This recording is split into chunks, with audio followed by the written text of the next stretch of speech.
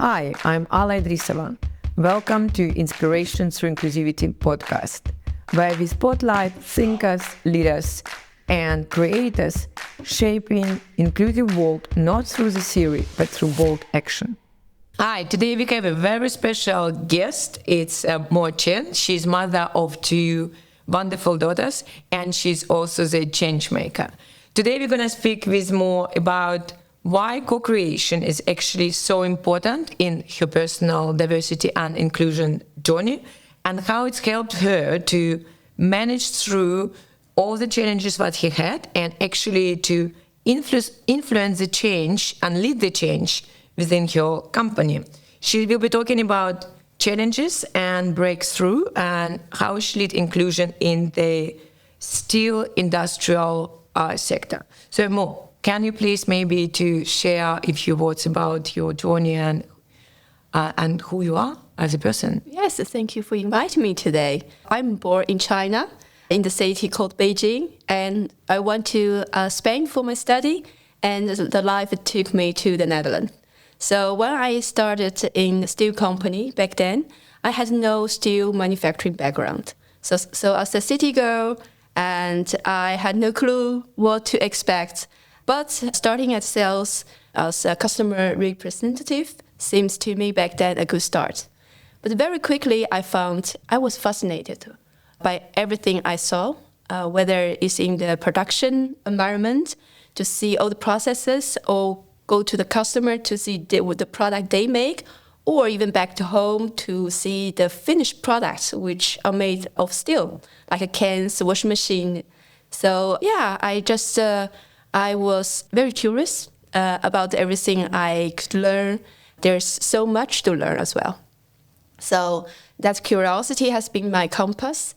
I had also the privilege to explore the company from different angles, through different roles. So I had roles from sales to procurement, from supply chain to maintenance-related roles, including the recent role as executive officer to the vice president. Yeah, that has been my professional journey. But I hear, right, like that there's a lot of diversity. It's not about only that you move cross-function. You're already yourself the representation of cultural diversity, in the country of origin, and that now in Netherlands, and you used to work as well in other European countries. And I think, again, that in the steel industry, it's more man-dominant. May I? Yes. So I see that you choose the path which was not necessarily easy. So you choose to be a rebel, and actually it seems that now in your journey you still inspire or using it. Maybe you can share again that is it diversity angle, but how is still co-creation or inclusivity become the part of, again, your diverse background to diverse experiences? Yes, I think to start with, the curiosity is always in me. So that I think leads to a different diverse roles or experiences I chose. The journey on DEI actually starts back then in 2021. Our company was going through this steel decarbonization journey, transformation. Around that time, the company also announced that the initiation of the DEI initiative. And I don't know what happened. When I learned about that, I felt a very strong inner push. And I didn't know. I was surprised by that. There was a voice. Seems crazy, but a voice to say you need to do something about it. While on the other side, one side I know why it's important to the company, because if the company is going to face a transformation which is so big that the company haven't faced it before in terms of technology, but also how you do the business in the future, I realized you would need a lot, probably different skill sets, different knowledge, and even different partners to work with to make this change happen.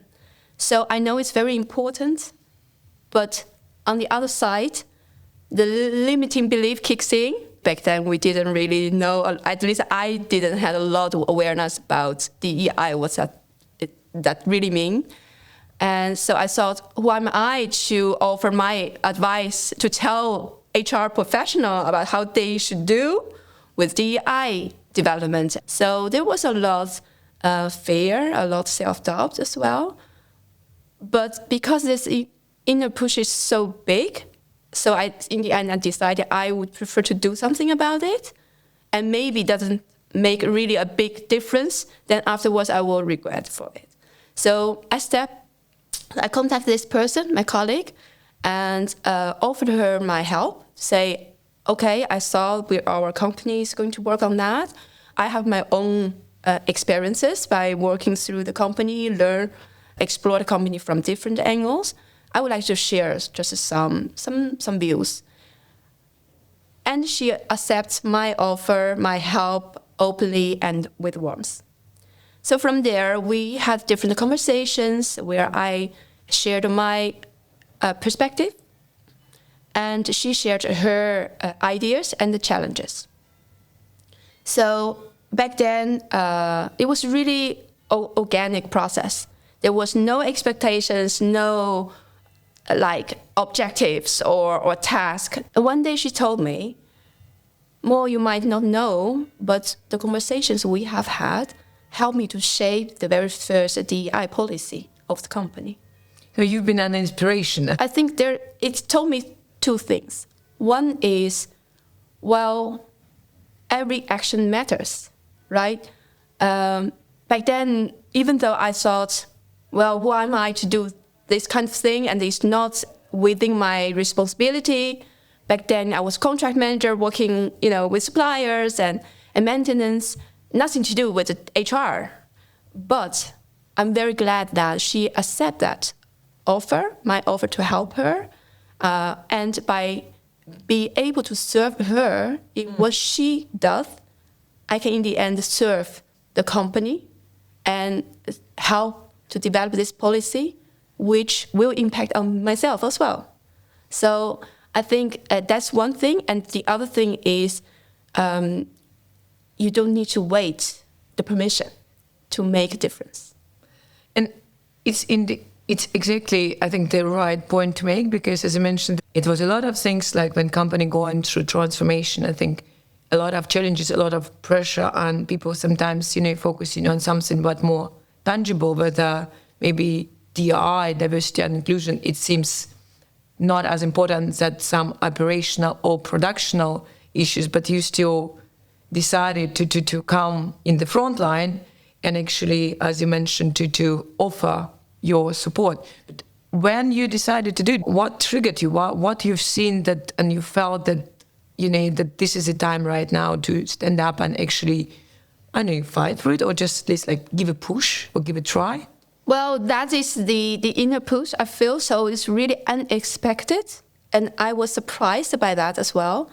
But I think in the end it was the self-awareness, and maybe just to pay attention to why I'm feeling like that, and pay attention to a little bit the emotion side, instead of only driven by logic thinking. Because it was not the logic. Yes. It was not really a logical move. But I think I learned that sometimes your emotion kicks in and it will force you to face that. I see that as a really important step to make to help this transformation. I think that's my decision where it comes. Thank you for sharing. This is where you started, but is it anything what you've done lately that you can share? There are a lot of good steps. We are not there yet. There's still a lot of things to be developed, but I'm very happy that there are more and more attention towards the DEI development. By having a policy is already a very good start, and of course the policy has been rolled out within the company. And for example, recently I worked also in one of the DEI network called Female Network, which is basically focusing on the gender balanced part development within DEI. And we have also other networks within the company who work on different areas, like the Rainbow Organization, the network, and also young professionals to have this more balanced age in workforce. So from the female network, I can say that we have had a lot of good conversations. This is the first step to create the awareness. The conversations were between the network and with different departments. And a lot departments are sitting in the manufacturing. We have had workshops around the gender balance topic. From there are different initiatives have been defined. We have also provided workshops to the different layers within the organization, including the board. Yeah. So I think that is already quite a step to become aware of where we are today as a company. Yeah. So what I hear, it's, as you mentioned at the beginning, right, of our conversation, that first, of course, curiosity and having these meaningful conversations already giving you some insights where to go. Then, of course, buy-in from leadership and actually creating or giving the spaces different interest groups or communities, you may say, to actually come together and also discuss the different topics. So what was the challenges? So now, like, we again speaking about the end results, right? Like, and it's looks, of course, it's a journey. It's never maybe ended journey because there's always something new that could be done better. But what was the main challenges to come even where you are now? Is it anything that you can share that, let's say, this is where we burn our fingers, and if you ask me to do it again, now I know? Well, I have to say I'm lucky enough that I haven't experienced that in the DEI journey.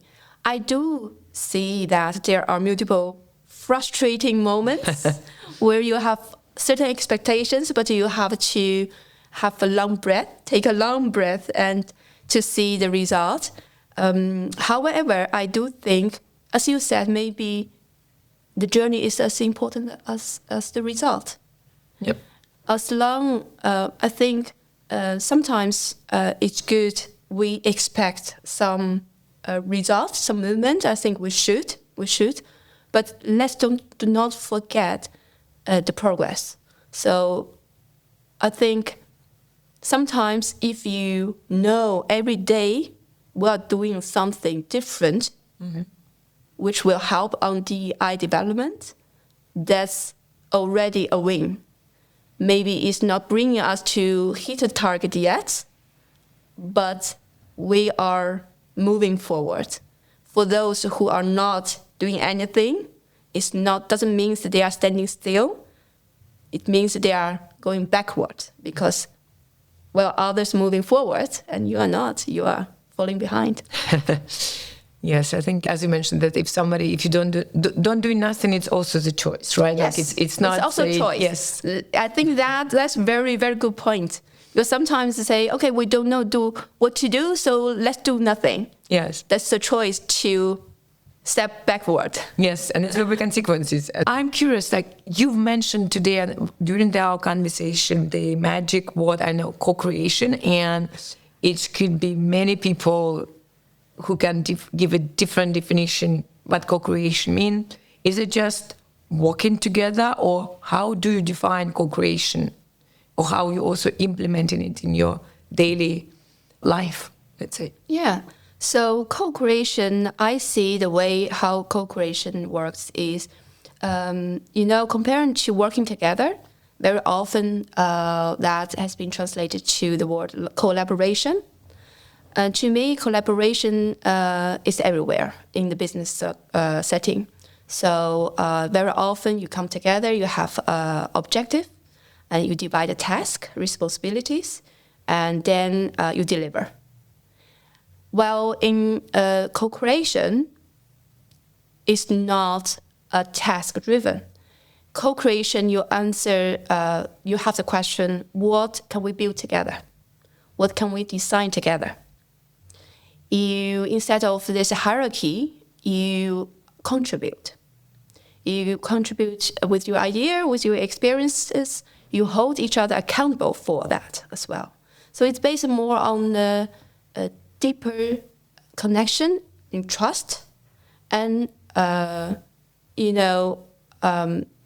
it's It's more about the relationship you have with your team member. Yeah. So while the collaboration is more transactional and co-creation is more transformational. And there is another term which I really loved about, is a word actually created by thought leader called Keith Ferrazzi. He is an executive coach, a phenomenal speaker, also author of multiple books. One of his books, Leading Without Authority, inspired me in many ways. So he actually creates the word co-elevation, which is basically even deeper level than win-win. It's more like how to rise together as a team. So basically, if you collaborate, you find sometimes if in the corporate setting, you find the first thing you say or you think, even working a team, what's in it for me? Yeah. Right? So there's always losers or winners, but in the co-elevation, we all win at the end. Yes. So first is what's in it for me, and then we find a common ground, right? We deliver, we collaborate, and that's it. While the co-creation or co-elevation requires that first you think, how can we create and build together? And how can I contribute to that result? Yeah. So that is more like you can break the silo easily, because then you don't think, oh, this is my part of the responsibility, so I only need to take care of that. You think, okay, what do we need to achieve the best result? And of course, to achieve that, you do need to build a relationship which is more than transactional relationship. Yeah. And here I'm just curious, do you feel the difference, let's say, if you're co-creating or collaborating in the women group, and if you co-creating or collaborating or co-elevating, let's say, in a mixed or just male dominant, is it anything gender related? Because majority or not, like historically, a lot of people saying about that women have a tendency to compete with each other. So I'm curious, like, again, in your industry, did you face it in the first hand? Yeah, I think what I would say that, of course, we talk a lot about gender balance, and there's still need a lot, let's say, improvement to achieve whatever 30% or to have that ratio to make the change happen. However, I also see there are male colleagues who have more feminine leadership style. Then there are also feminine or female colleagues who are very masculine, has very masculine style as well. So in the end, I think it's not one to choose one over another. You do need different qualities in certain to achieve to have the best result. So it's more the balance of it. Yeah, so you see that we now kind of almost intertwine, right? Like there is no anymore like yin or yang. Yeah, like I mean that it's yes. not we just depending on the situation. Sometimes you need to have more careness, right? Like or like some feminine qualities, and in other situations assertiveness or maybe directness of the male. But it's not gender related. It's more like, let's say, situation related. Yes. Also, I think it's also style. So why we of course we're all very often to say that it's feminine or masculine, because very often women have the more feminine quality by nature. But yeah, in certain, if you always work in a male-dominated environment, it could happen that you develop more masculine skills and styles as well. I can very resonate to this because I'm doing my research. I do my PhD at University of FU, and the queen bee or these dynamics in male-dominated environments. It's what I'm reading a lot about. And as you mentioned now, that it's kind of that when we like a human beings, I'm not even saying the gender, and you come into the group and the group is more successful or dominant, then you try to adapt their social identity you want to belong to a more strong or successful group rather than you want to belong to the group which maybe less successful. That's why, again, that as you mentioned, when we see that leaders, it's only mostly men, or in a industry, like again, in some manufacturing, it's more men in leadership roles, and it seems this male, again, assertiveness driving them to the higher up in the career, then we kind of start to maybe think, oh, should we become one of the boys' club? Will it help us to actually fit better? And I think now what I see that it's changing, and you are again a great example. And I think you mentioned that even where you started, right, like that you mentioned that in the factories, right, like that people even didn't thought about that is diversity and inclusion conversation should be happening. Yeah, I think in the beginning, especially when people are not aware of what that means and how it impacts them, there are lots of misinterpretations on that. So I'm just very happy that there are more and more places where this kind of discussions have taken place. And in the end, it impacts to all of us in different ways. So about this co-creation and co-elevation, whether it's more gender related, I think it's not per se gender related. It's really more the mindset. For those who are really like, I think what really works really well is you find the people who with a shared purpose. Yeah. So if you really share that purpose, you are more willing to contribute. But if you work that like a task,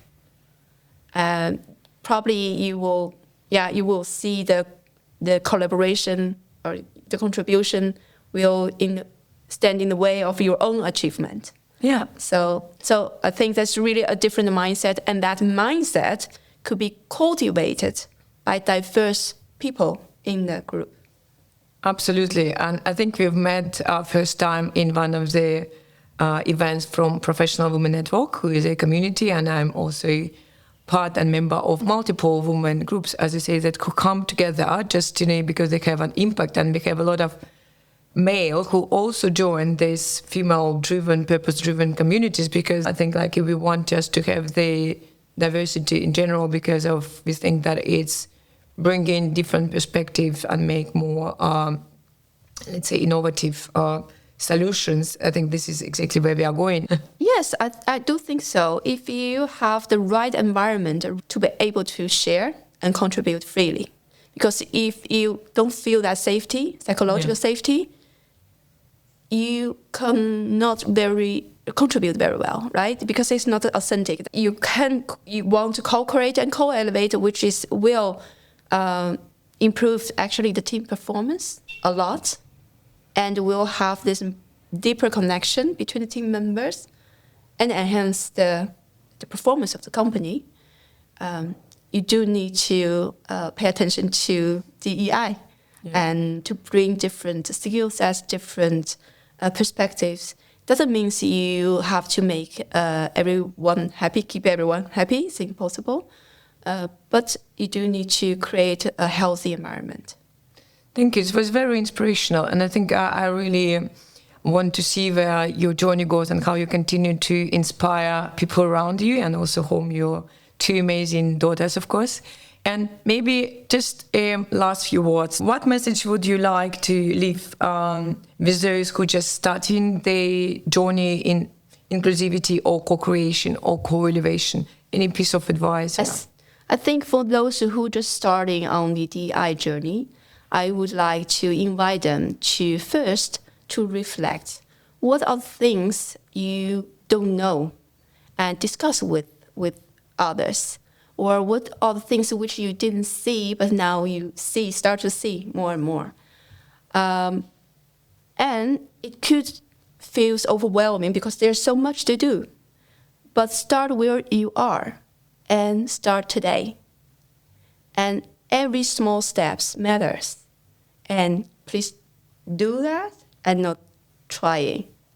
Thank you, Mo. I think that it's indeed quite interesting point of view to look on the diversity and inclusion from the terms like co-creation, co-innovation, I think it's very good lens to look in any collaboration. Again, you have either in professional or private environment, how people coming together. And as I say, just I will think how I can maybe also to review my journey and these little baby steps in a new direction. Thank you very much. Great that you stay with us till the end. If you enjoyed our conversations, please subscribe. And I hope that you had enough inspirations and learnings to reflect over the weekend.